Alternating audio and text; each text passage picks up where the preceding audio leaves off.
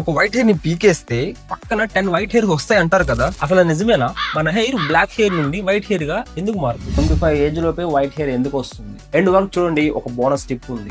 First ఒక shocking fact తెలుసుకోవాలి. ఒక వైట్ హెయిర్ ని పీకేస్తే పక్కన ఉన్న హెయిర్ వైట్ గా మారుతుంది అనడానికి సైన్స్ లో ఎటువంటి స్ట్రాంగ్ ఎవిడెన్స్ లేదు. ఎందుకంటే మన హెయిర్ కి కలర్ ఇచ్చే ప్రాసెస్ స్టాండ్ లో కాదు, హెయిర్ ఫాలికల్స్ లో ఉంటుంది. మన హెయిర్ కి బ్లాక్ ఆర్ బ్రౌన్ ఇచ్చే పిగ్మెంట్ ని మెలనిన్ అంటారు. ఈ మెలనిన్ ని హెయిర్ ఫాలికల్స్ లో ఉన్న స్పెషల్ సెల్స్ మెలనోసైట్స్ ని ప్రొడ్యూస్ చేస్తాయి. యంగ్ ఏజ్ లో ఈ సెల్స్ యాక్టివ్ గా ఉంటాయి కాబట్టి హెయిర్ కి నార్మల్ కలర్ ఉంటుంది. కానీ ఏజ్ పెరిగే కొద్దీ ఈ ప్రొసీడింగ్ సెల్స్ అనేవి స్లో అవడం స్టార్ట్ అవుతాయి అండ్ నెంబర్ ఆఫ్ ఫంక్షన్స్ కూడా తగ్గడం స్టార్ట్ అవుతాయి. అప్పుడు హెయిర్ కి మెలనిన్ సప్లై తగ్గుతుంది. అలా జరిగినప్పుడు వచ్చే రిజల్ట్స్ హెయిర్ గ్రే కావడం, వైట్ కావడం జరుగుతుంది. ఇప్పుడు ఒక ఇంపార్టెంట్ క్వశ్చన్, ఎందుకు కొంతమందికి 20 ఏజ్ లోనే వైట్ హెయిర్ వస్తుంది? దీంట్లో మేజర్ రోల్ జెనెటిక్స్ కే ఉంటాయి. అంటే మీ పేరెంట్స్ కి ఎర్లీ ఏజ్ లో గ్రే ఆర్ వైట్ హెయిర్స్ వచ్చి ఉంటే మీకు కూడా వచ్చే ఛాన్సెస్ ఎక్కువగానే ఉన్నాయి. Smoking, nutritional deficiency and certain medical conditions లో కూడా కొన్ని కేసెస్ లో ప్రీమెచ్యూర్ గ్రేయింగ్ హెయిర్ తో సంబంధం ఉంటుంది. అంతేగాని ఒక వైట్ హెయిర్ పీకేస్తే పక్కనున్న హెయిర్ అన్ని కూడా వైట్ అవుతాయి అనడానికి అది నిజం కాదు.